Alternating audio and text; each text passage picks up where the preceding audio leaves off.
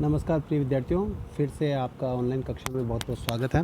तो हम पढ़ रहे हैं गुरु नानक जी, और गुरु नानक जी में हमने पहले वीडियो में देखा है गुरु नानक जी का परिचय देखा है, और अब हमने ये सेकंड और थर्ड दो वीडियो और बनाया है मैंने, ताकि इस अध्याय की जो साखियाँ हैं, जो शब्द है जो नानक जी द्वारा गाए गए हैं, कहे गए हैं, जो हमारे पाठ्यक्रम में निर्धारित है, उनको हम विस्तृत रूप से पढ़ सकें, उनकी सप्रसंग व्याख्या देख सकें और उनके आधार पर बनने वाले प्रश्नों को भी हम जान सकें। तो बने रहिएगा इस वीडियो में। पहले हमने जो परिचय देखा था उनमें इस प्रकार से हमने नानक जी का पूरा परिचय देखा था। एक बार फिर से वो वीडियो आप देख सकते हैं इस यूट्यूब चैनल में ही। इस श्रृंखला से पहले की वीडियो में आपको वो सारे के सारे वीडियोस मिल जाएंगे। तो आइए पढ़ते हैं हम गुरु नानक जी की साखियाँ, प्रमुख जो उनके भक्ति मार्ग में जो प्रमुख अलग अलग भावों में कहे गए, योग मार्ग में कहे गए, भक्ति मार्ग में कहे गए हैं, और इसी ढंग से ईश्वर के संबंध में, ईश्वर का जो स्वरूप है वो क्या बताते हैं नानक जी, उसको हम इस वीडियो में देखने वाले हैं। तो जुड़े रहिएगा इस ढंग से। आप अपने पास में एक कॉपी रख सकते हैं कि अगर कहीं भी कोई कठिन शब्द का अर्थ मैं यहाँ पर बताता हूँ तो उसको आप नोट कर लीजिएगा। जिस पीडीएफ से मैं आपको पढ़ा रहा हूँ, इस पीडीएफ का भी लिंक इस वीडियो में शेयर किया गया है। इसके डिस्क्रिप्शन बॉक्स में जाकर आप इसको अच्छे ढंग से देख सकते हैं। और अगर आपके मन में कहीं कोई प्रश्न आता है, कुछ समझ में नहीं आता है, तो भी आप मुझे यहाँ पर पूछ सकते हैं। चलिए पढ़ते हैं। भक्ति मार्ग, पहला जो उनका पद है भक्ति मार्ग।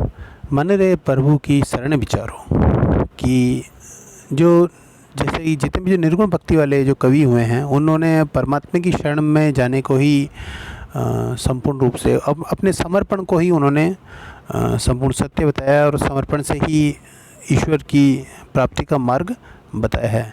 तो यहाँ पर मूल जो बात आती है सगुण भक्ति में, तो जहाँ पर कर्म कांडों का आधिक्य रहता है, वहीं पर निर्गुण भक्ति मार्ग में मन को शुद्ध करते हुए समग्रतः परमात्मा के प्रति समर्पण भाव रखते हुए ईश्वर की सहज प्राप्ति की जा सकती है। तो यहाँ पर जो गुरु नानक हैं वो इस पद में भक्ति मार्ग शीर्षक से कहे गए राम नाम स्मरण के महत्व का प्रतिपादन करते हैं।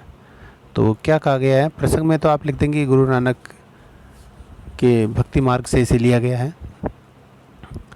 और साथ ही इसमें नाम स्मरण का महत्व प्रतिपादित किया गया है। नाम स्मरण की महत्ता जहाँ पर कबीरदास जी और उनके उपरांत हमने रैदास जी, नामदेव जी में देखी थी, वही नाम स्मरण की महिमा जो एक प्रमुख विशेषता उभर कर आती है निर्गुण भक्ति का, वो भी हमें यहाँ पर देखने के लिए मिलेगी। तो आइए अर्थ जानते हैं हम इसका। मन रे प्रभु की शरणे विचारो, कि हे मन, अपने मन को, इस मनुष्य के मन को कहा गया है, आह्वान किया कि हे मन, तुम ईश्वर की शरण का विचार करो। प्रभु की शरणी यानी शरण का विचार नहीं, उसका प्रभु की शरण का ही विचार करो।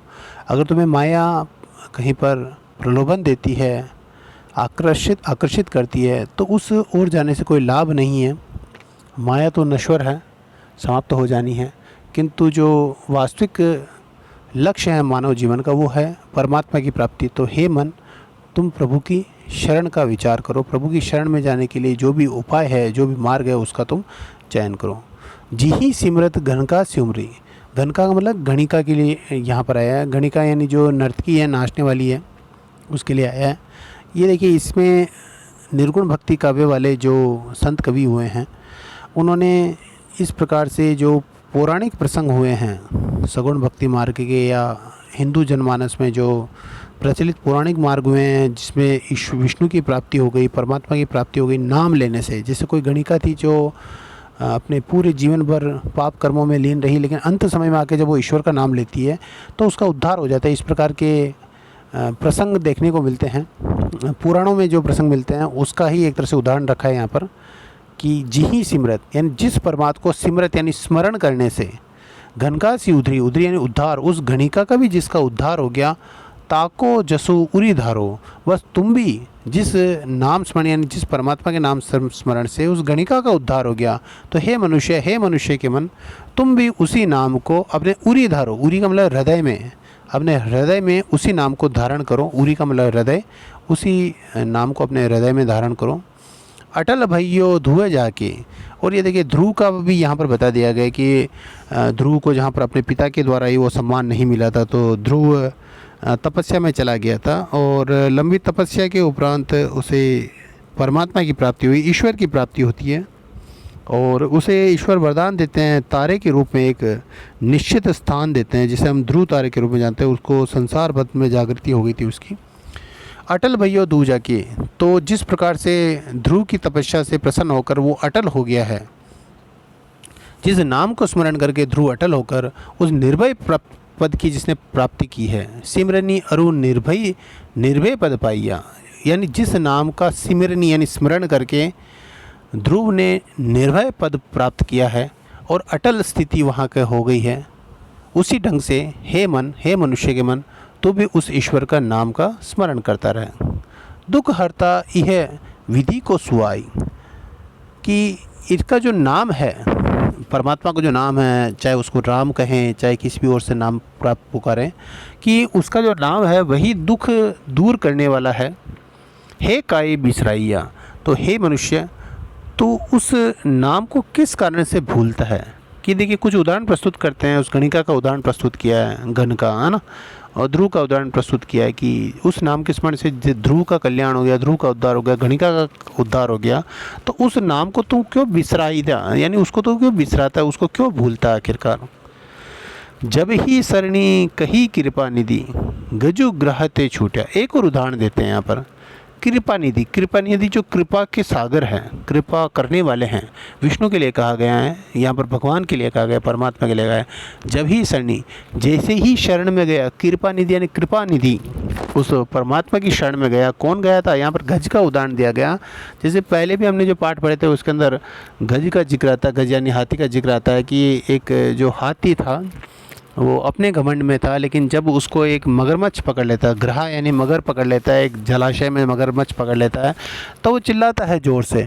तो वहाँ पर भगवान विष्णु दौड़े चले आते हैं और उस गज का उद्धार करते हैं, उस गज को उस मगरमच्छ से छुड़ाते हैं और उसको मोक्ष दिला देते हैं। गज मोक्ष की कथा काफ़ी प्रचलित है पुराण में।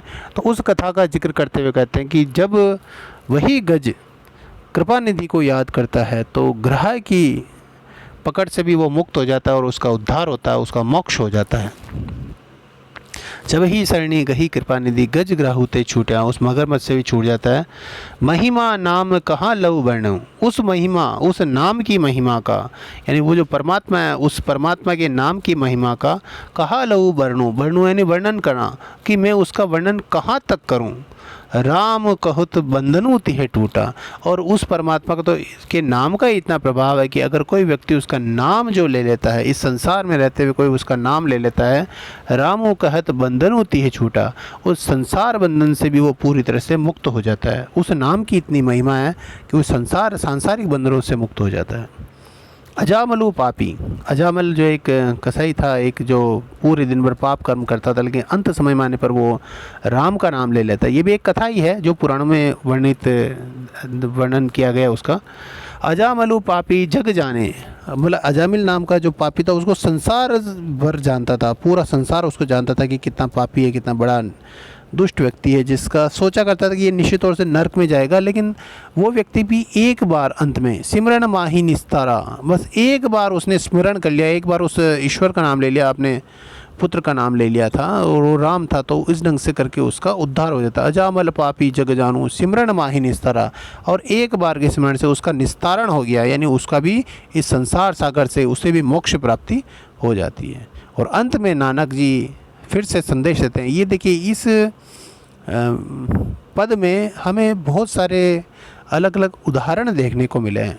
गणिका का उदाहरण देखने को मिला है, मतलब ऐसे ऐसे व्यक्ति जो नीच कर्म में संलग्न थे, पाप कर्म में संलग्न थे, उनका भी निश्चित तौर से जैसे वो ईश्वर का नाम लेते हैं और उसका उद्धार हो जाता है। संसार में देखिए मनुष्य गलतियों का पुतला है, मनुष्य से गलतियाँ होती रहती है, और जब भी कभी कोई व्यक्ति भक्ति मार्ग में जाता है तो सामान्य जो परंपरागत सोच रही है उसमें तो उसके पाप कर्म दिखाए जाते हैं, तुम ऐसे हो, तुम ऐसे हो। लेकिन निर्गुण भक्ति मार्ग में इस बात की स्थापना की गई है कि व्यक्ति कितना भी पापी क्यों ना हो, लेकिन ईश्वर कृपा अगर उस पर हो जाती है तो सभी प्रकार के निर्भय होकर, सभी प्रकार के दुखों से मुक्त होकर उसे मोक्ष की प्राप्ति हो जाती है। तो यहाँ पर ये उदाहरण इसी ढंग के बताए गए जो एक बड़ी श्रेणी के पापी थे, चाहे गणिका की बात कहें, चाहे गज की बात कहें और चाहे अजामिल की बात कहें, लेकिन ये सारे के सारे उस ईश्वर का नाम लेने से मुक्त हो गए थे।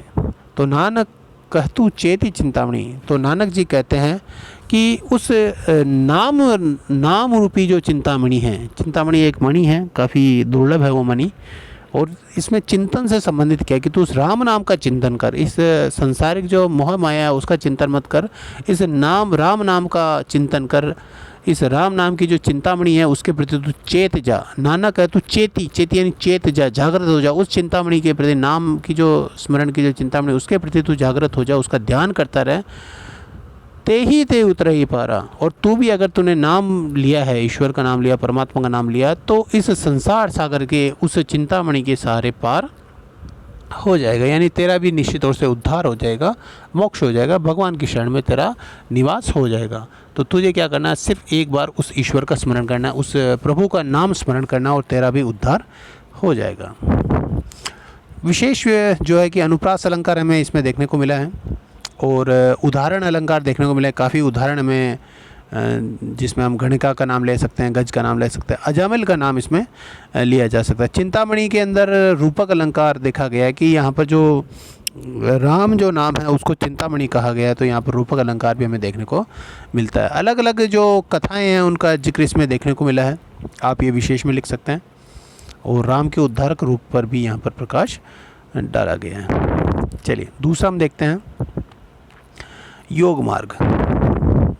ये भी गुरु नानक के ही पीडीएफ में जो अगला जो दूसरे नंबर का है, योग के माध्यम से ईश्वर प्राप्ति। देखिए ईश्वर प्राप्ति का जो निर्गुण भक्त कवि है दो आधार मानते हैं। सबसे पहला आधार तो मन के माध्यम से, मन में शुद्धता रखते हुए अगर स्वस्थ मन से ईश्वर का नाम लिया जाए तो ईश्वर प्राप्ति होती ही है।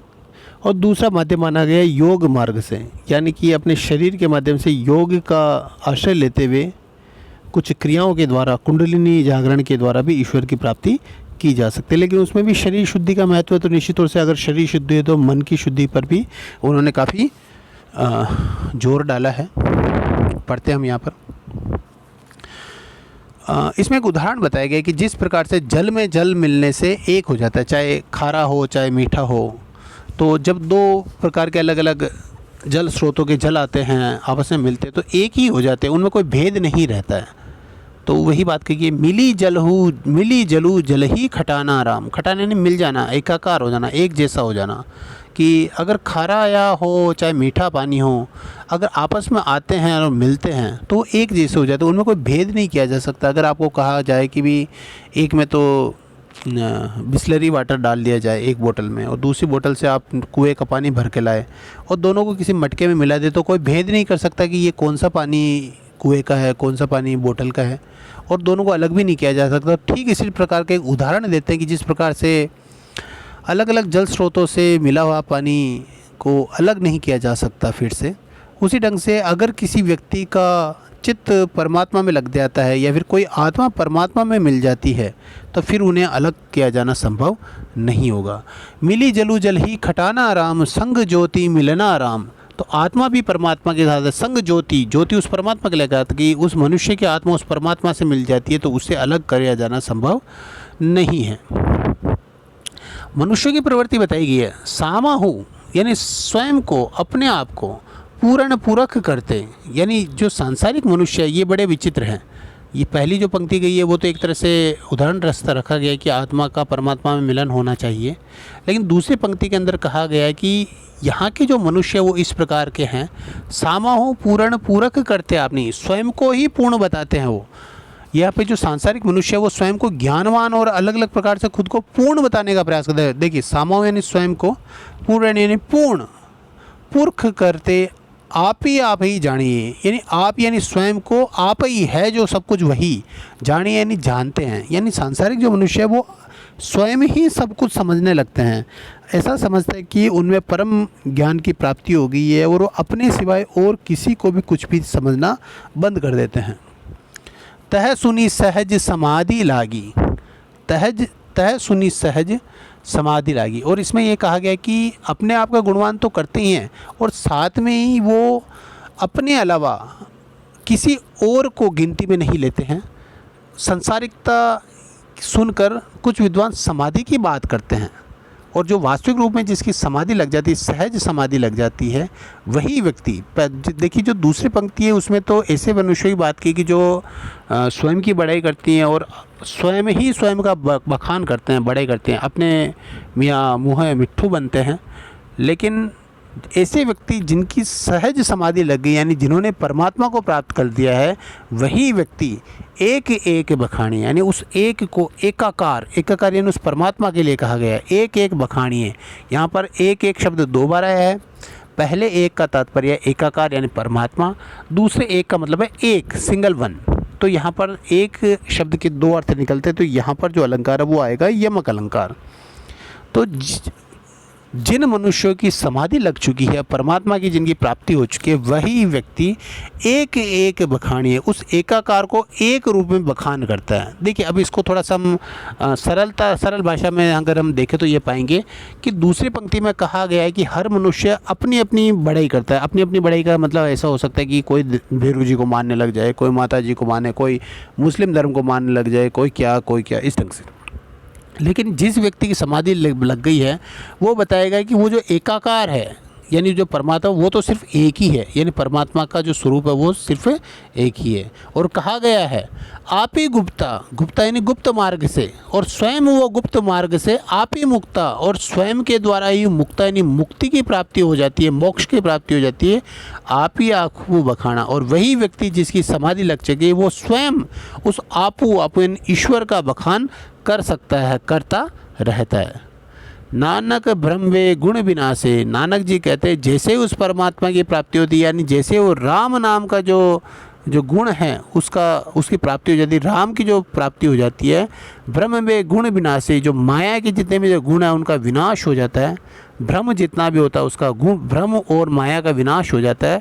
मिली जलहू जल ही खटाना, और उसी ढंग से जल में जल मिल जाता है जिस प्रकार से आत्मा में परमात्मा का निवास हो जाता है।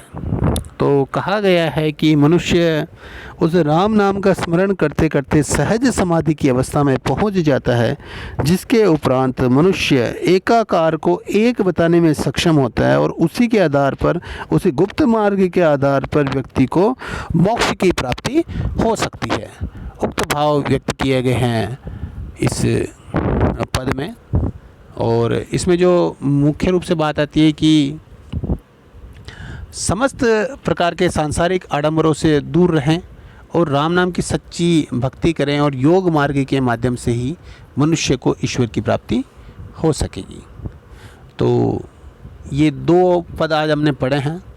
आपके लिए कार्य है कि इस पद की सप्रसंग व्याख्या कर लें। ये दूसरा वीडियो है और PDF यहाँ से डाउनलोड कर लीजिए। तीसरे वीडियो में जो शेष हमारे जो दो पद बचे हैं, इनको हम तीसरे वीडियो में देखने का प्रयास करेंगे। धन्यवाद।